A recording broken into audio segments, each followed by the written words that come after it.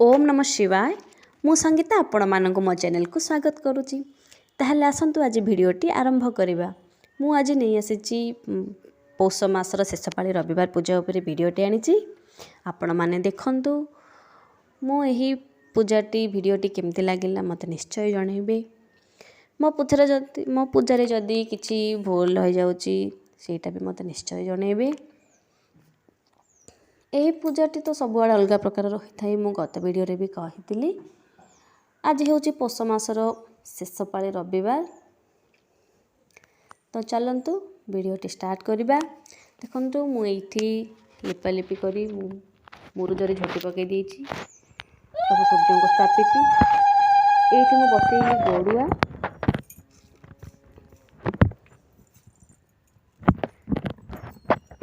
सूर्यनारायण को स्मरण करी आम लिंग बसई था। 7टी लिंग बसई था।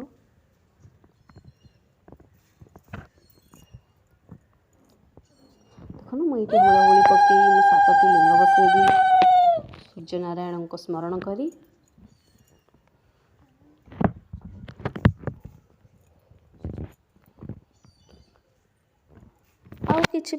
आउ किछि गाँव रे केवल गुआ ही बसंती, किंतु आमे एपटे 7टी बाली लिंग बसई था। तापरे गुआ बसई पूजा करथाउ। देखंतु मु एठी 7टी लिंग बसई देछि। तापरे हाथ धोई देली। एबे सूर्यनारायण को स्मरण करी तांको नारी गुआटे बसैली।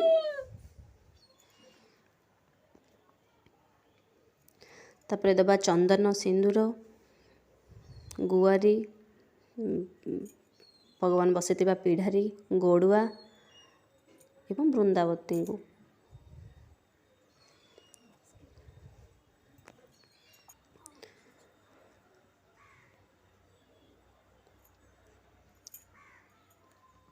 देखंतु मुझे चंदन सिंदूर लगे देछि ठाकुर को।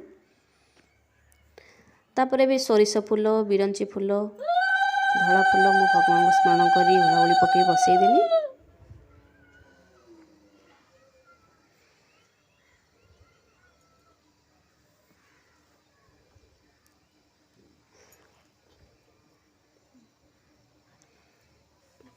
देखंतु मो ठाकुर को फूल रे सजई देली।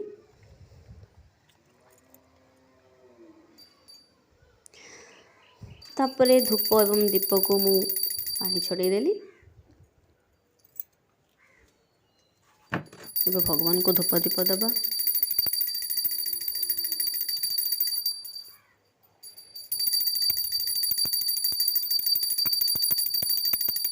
तापरे वृंदावती मां को देली।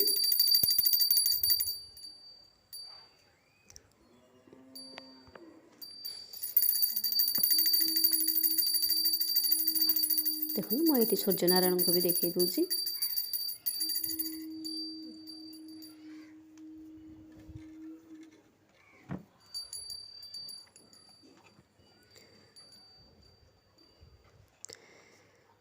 धूप दीप दे सारा पर मुझे झुणा रखी थी। गत वीडियो मु देई नथली जेहेतु आज शेष पाली से मु नड़िया भी भांगी भी आज ता सहित मु झुणा भी देली। मु 3 पाली पूजारी मु नड़िया भांगेनी, मु केवल शेष पाली रे ही भांगे।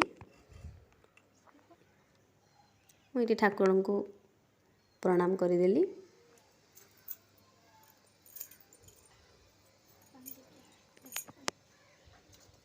एबे मु सूर्यनारायण को यहाँ हूँ पणत पड़े कि माँ वृंदावती को भगवान सूर्यनारायण को वस्त्र उद्देश्य दिखाई थाए। तापर मु सूर्यनारायण को जल टेकिबी। मुझे 7 थर टेकुची। सूर्यनारायण को 7टी ना नहीं कि 7 थर मु पानी अंजलि टेकिची। देखो पानी मु भगवान को दे सारा पर मुंडिया मारिली। तापर एबे पौष रविवार व्रत कथा आरंभ करिबा। पौष रविवार व्रत कथा धर्म निरंजन देव चरणे नमः। पूरा तो पुराण पढ़े माने पढ़े जदि वीडियो करे ताले लंबा हो जीव बहुत से मु गोटे पेज 1.5 पेज मु पढ़ी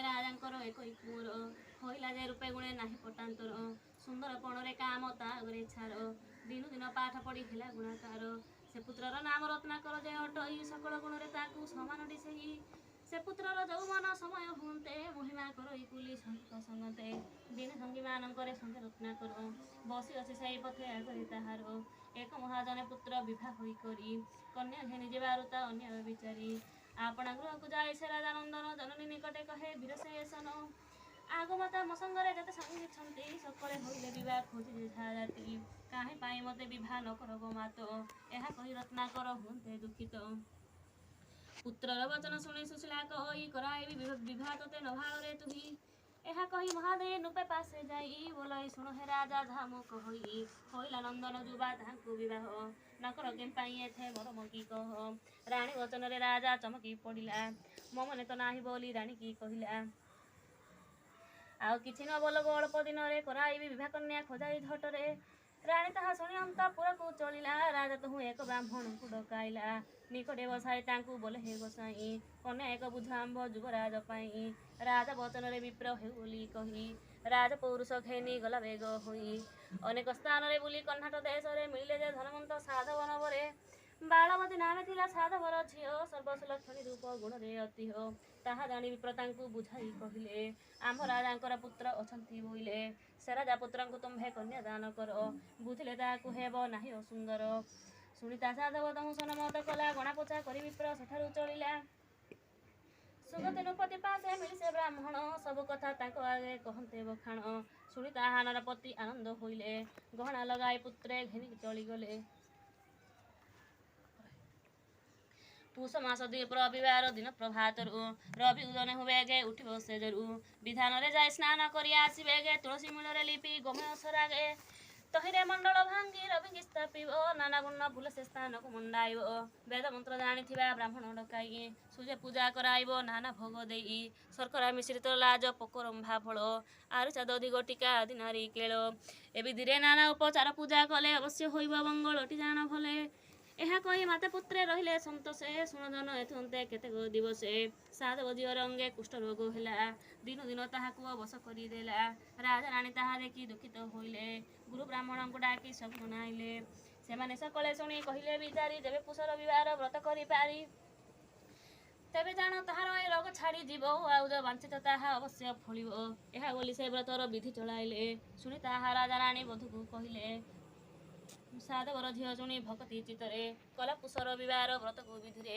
ତହୁଁ ଦିନୁ ଦିନ ତାର ବ୍ୟାଧି କେଣେ ଗଲା ପୁତ୍ର ଧନ ପତି ସୁଖେ ସୁହାଗୀ ହୋଇଲା ଆହେ ଜନେ ପୁଷ ରବିବାର ଯେ କରଇ ତାହାର ସକଳ ବାଞ୍ଛା ଅବଶ୍ୟ ଫଳଇ ସୂର୍ଯ୍ୟଦେବ ପୂଜା ବ୍ରତ ଗୋଟି ଜନେ ଶୁଣ ଭକ୍ତିରେ କଲେ ଅବା ହୋଇବ ବାଞ୍ଛିତ ପୂରଣ ଇତି ଶ୍ରୀ ପୌଷ ରବିବାର ବ୍ରତ କଥା ସମ୍ପୂର୍ଣ୍ଣ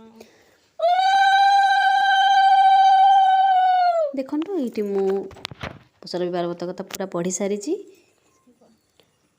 ମୁଁ ଯେତିକି ସମ୍ଭବ ହେଲା ସେତିକି ମୁଁ ପଢ଼ିଲି ପୁରା ଭିଡ଼ିଓଟା କଲେ ଲମ୍ବା ହେଇଯିବ ସେଥିପାଇଁ ମୁଁ ତାପରେ ଏଇଠି ମୁଁ ବୃନ୍ଦାବତୀଙ୍କୁ ଭୋଗ ଦେଲି ଏଇଠି ରଖିଥିଲି ମୁଁ ମିଠା ଦହି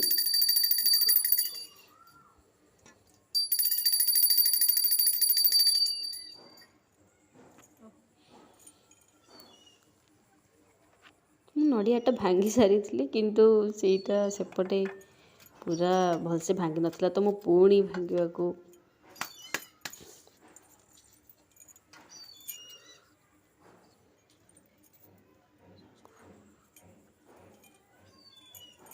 ଏଇଠି ମୁଁ କାଢ଼ିଦେଲି ଚଣ୍ଡ କ'ଣ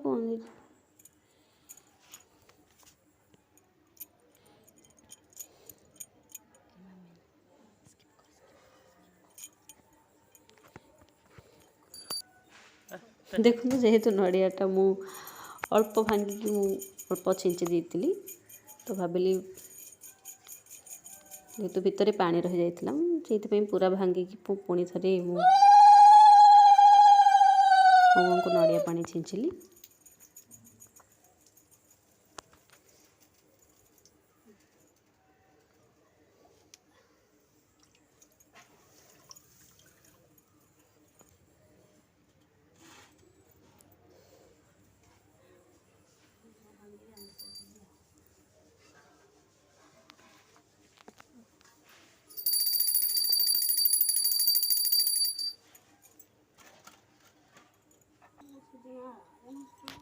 ଦେଖନ୍ତୁ ମୁଁ ଏଇଠି ମୁଁ ଭୋଗକୁ ପାଣି ଛଡ଼େଇ ଦେଇଛି, ଭଗବାନଙ୍କ ନାଁରେ ମା ବୃନ୍ଦାବତୀଙ୍କୁ ଟେକି ଦେଇଛି।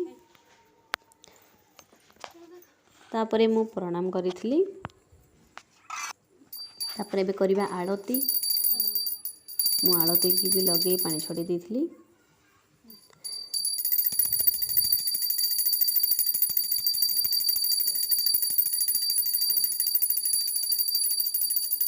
ଦେଖନ୍ତୁ ମୁଁ ସୂର୍ଯ୍ୟନାରାୟଣଙ୍କୁ ମା ବୃନ୍ଦାବତୀଙ୍କୁ ମୁଁ ଆଳତି କରିଦେଲି।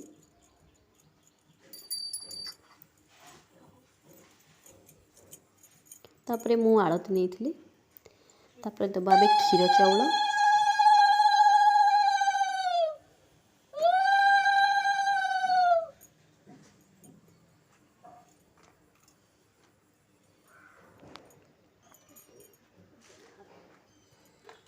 ଦେଖନ୍ତୁ ମୁଁ କ୍ଷୀର ଚାଉଳ ଏଠି ଭଗବାନଙ୍କୁ ଦେଇଦେଲି। ମୋ ଭିଡ଼ିଓଟି କେମିତି